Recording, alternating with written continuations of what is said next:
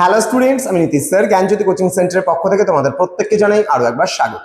তো স্টুডেন্টস, আজকে আমি তোমাদের সঙ্গে আলোচনা করবো এনইপি 4 ইয়ার আন্ডার গ্র্যাজুয়েট প্রোগ্রামের অধীনস্থ যে সমস্ত ছাত্রছাত্রীরা যারা নর্থ বেঙ্গল ইউনিভার্সিটি আন্ডারে বিভিন্ন কলেজগুলোতে সেকেন্ড সেমিস্টারে হিস্ট্রি মেজর নিয়ে পড়াশোনা করছো, তাদের জন্য আজকের ক্লাসটি ভীষণ গুরুত্বপূর্ণ।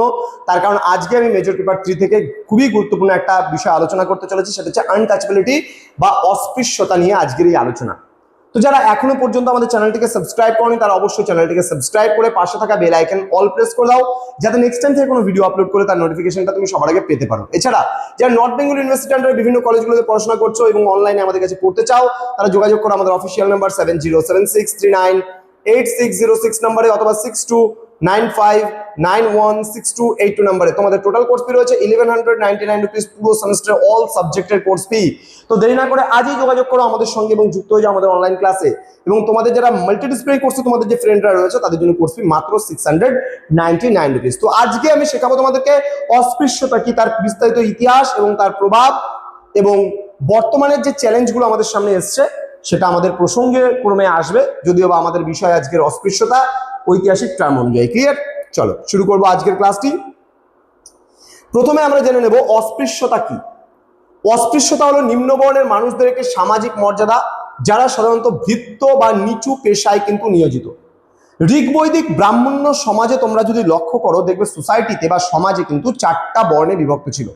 ব্রাহ্মণ, ক্ষত্রিয়, বৈশ্য এবং শূদ্র, এই 4টা ভাগে কিন্তু সোসাইটি বিভক্ত ছিল। ক্লিয়ার? এবং তাদের মধ্যে যদি আমরা বলি এই শূদ্রের মানে থেকেও নিচু সোসাইটিতে কেউ ছিল যাদেরকে আমরা অস্পৃশ্য বা আনটাচেবিলিটি বলি। ক্লিয়ার? দেখো, এটি বলছে প্রাচীন হিন্দু ধর্মের বর্ণভেদ পদ্ধতির একটি অন্ধকারময় দিক ছিল, জাতিগত বিশুদ্ধতা বজায় রাখাই ছিল এই বর্ণভেদ প্রথার কিন্তু মূল বিষয়। তাহলে আজকে এই যে ব্রাহ্মণ, ক্ষত্রিয়, বৈশ্য শূদ্র ব্যাপারগুলো কেন আসলো? কারণ বর্ণের বিশুদ্ধতা বজায় রাখার জন্য। বলছে সমাজতাত্ত্বিক দৃষ্টিকোণ থেকে এটি একটি প্রান্তিক জনগোষ্ঠীর বিভাজন যা শতাব্দীর পর শতাব্দী ধরে কিন্তু বর্তমানে টিকে আছে। তাহলে আজকে অস্পৃশ্যতা বিষয়টা কিন্তু আজকের নয়, একদম অতীতকাল থেকেই কিন্তু অস্পৃশ্যতা চলে আসছে আমাদের সমাজে। এবার ঐতিহাসিক উৎস এবং প্রাচীন সাহিত্য সূত্র যদি বলি, বৈদিক সাহিত্যের কথা বলছে প্রাচীন হিন্দু সমাজে প্রচলিত সামাজিক বিভাজন ব্যবস্থার উৎস হলো বেদ। ঋগ্বেদের বিভিন্ন সূত্রে কিন্তু এই ব্যবস্থার ভ্রূণ নিহিত রয়েছে বা এই ব্যবস্থা ঋগ্বৈদিক সময় থেকে এসছে। এবার ব্রাহ্মণীয় দৃষ্টিভঙ্গি যদি বলি আমরা, কি বলছে মূলত ব্রাহ্মণীয় দৃষ্টিভঙ্গির ওপর ভিত্তি করে এই বর্ণ মতবাদটি বিশেষ করে উদ্দেশ্য সৃষ্টি করা হয়েছিল যা কার্যত অপরিবর্তিত রয়ে যায়। ঠিক আছে?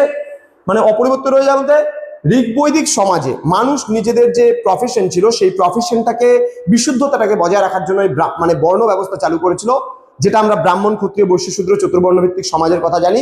এবং তারপরে কিন্তু সোসাইটিতে ওরও নিচে ছিল অস্পৃশ্য বা পঞ্চম বর্ণ যাকে আমরা বলছি। ওকে, সৃষ্টি কি বলা হয়েছে?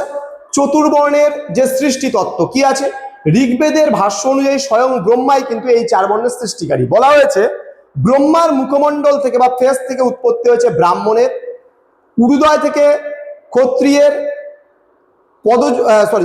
মানে বাহু যেটা আমরা বলি যে যেটা মুখমণ্ডল, মুখ থেকে বাহুদয় থেকে, বাহু মানে হাত, এখানে ভুল দিয়েছে, এখানে দিয়ে দিয়েছে বাহু মানে হাত, হাত থেকে ক্ষত্রিয়, উদয় থেকে বৈশ্য এবং পদযুগল পা থেকে সৃষ্টি হয়েছে শূদ্রের। এখানে বলে দিয়েছে দেখো, ব্রাহ্মণ ব্রহ্মার মুখ থেকে সৃষ্টি, ক্ষত্রিয় বাহু থেকে সৃষ্টি, দেন বৈশ্য ব্রহ্মার উরু থেকে সৃষ্টি, উরুদেশ থেকে, এবং শূদ্র হচ্ছে ব্রহ্মার পা থেকে সৃষ্টি হয়েছে। এটা কিন্তু মানে বর্ণ সৃষ্টির যে তত্ত্বগুলো রয়েছে সেই তত্ত্ব। এবার চতুর্বর্ণের কাজ কি রয়েছে? ব্রাহ্মণদের কাজ হচ্ছে পূজা অর্চনা এবং শিক্ষাদান করা, ক্ষত্রিয়দের কাজ দেশ শাসন ও দেশ রক্ষা করা, বৈশ্যদের কাজ ব্যবসা বাণিজ্য কৃষিকাজ করা, এবং শূদ্রদের কাজ হচ্ছে উপরের 3 বর্ণের সেবা করা।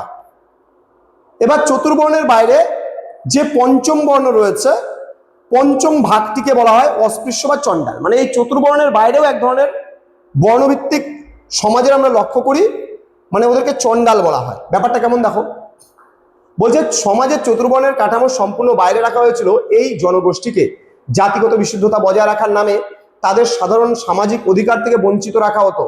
তাদের পেশা ছিল ভৃত্য এবং সমাজের সবচেয়ে নিম্নমানের বলে কিন্তু বিবেচিত করা হতো কাজগুলিকে। এই সামাজিক বৈষম্যটি ছিল অত্যন্ত কঠোর এবং কিন্তু এটা বংশানুক্রমিক ছিল, মানে বংশ পরম্পরায় কিন্তু সেগুলো আসতো।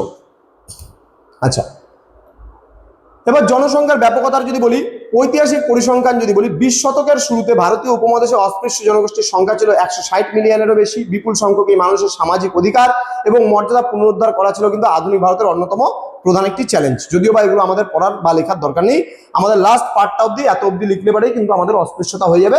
আমাদের বাকি কিন্তু এই জিনিসগুলো আর লিখতে হবে না। পরবর্তীকালে ওই সংবিধানে এসছে মানবাধিকার সংক্রান্ত বিষয়গুলো আইনি অপরাধ বলে গণ্য করা হয়েছে, 17 ধারায় এসছে, এগুলো তোমাদের দরকার পড়বে না। ঐতিহাসিক টার্ম অনুযায়ী এগুলো এক্সট্রা ভাবে আমরা দেওয়া হয়েছে, তো এগুলোর প্রয়োজন নেই। তো তোমাদের যতটুকু আমি আলোচনা করলাম ঠিক সেইটুকুই তোমরা লিখবে এবং পড়বে। 3 মার্কসের জন্য এই আনটাচেবিলিটি বা অস্পৃশ্যতাটা তোমাদের পরীক্ষায় আসে। 3 মার্কসের বাইরে কিন্তু তোমাদের এই প্রশ্নটা আসবে না। তো স্টুডেন্ট, আমাদের অফিসিয়াল নাম্বারটা স্ক্রিনে দেওয়া রয়েছে 6295916282 এবং 7076398606 নম্বরে। তোমরা যদি ভাবছো যে আমাদের কাছে অনলাইনে ক্লাস করবে, তারা অবশ্যই যোগাযোগ করো আমাদের ক্লাসে। দেখা হচ্ছে আরো একটা নতুন ক্লাস নিয়ে। তোমরা প্রত্যেকেই ভালো থেকো, সুস্থ থেকো। Thank you so much, thanks for watching after all, thank you.